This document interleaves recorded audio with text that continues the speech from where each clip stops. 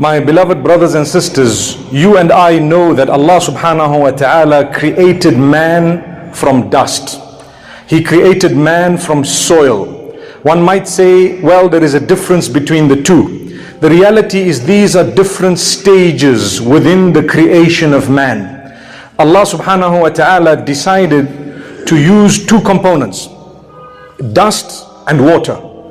So if you take a careful look at it, it was very possible for Allah subhanahu wa ta'ala to use gold to create man, or to use silver to create man, or platinum, or anything that today we would consider valuable.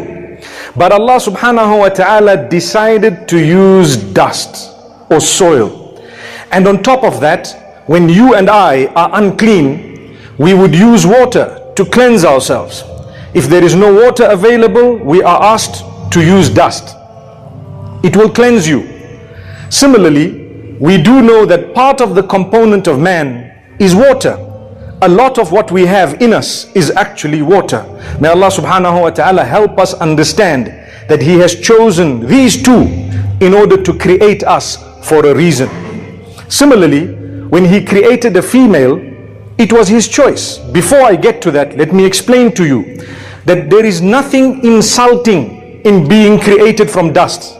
Someone says, what were you made from? Now you cannot say gold, you can't say US dollars, you can't say anything else. You have to say dust. That's it. It is not an insult to you that Allah chose to create you from dust. Your value is determined by what you are today and who you are today and now. And when you go back to Allah subhanahu wa ta'ala, what deeds you are going to take back, that is what your value is determined by. So why did Allah choose to create me from dust? Like I said, many reasons. We were souls at one stage. Before we were given bodies, we were all souls. Allah wanted to test these souls. So He gave you a uniform to say, I have a place. But in order to get there for the examination, you need to wear something known as a body. I'm going to put the soul into that body for a short period of time. Some of the limbs and organs you might lose while you are in that examination, and some of them you may lose towards the end of the exam, knowing that the whole lot you're going to leave behind when you finally return to us. This is why when you and I die, we are taught to bury the body back into the soil and to leave a little gap between the body and where the soil actually goes on top.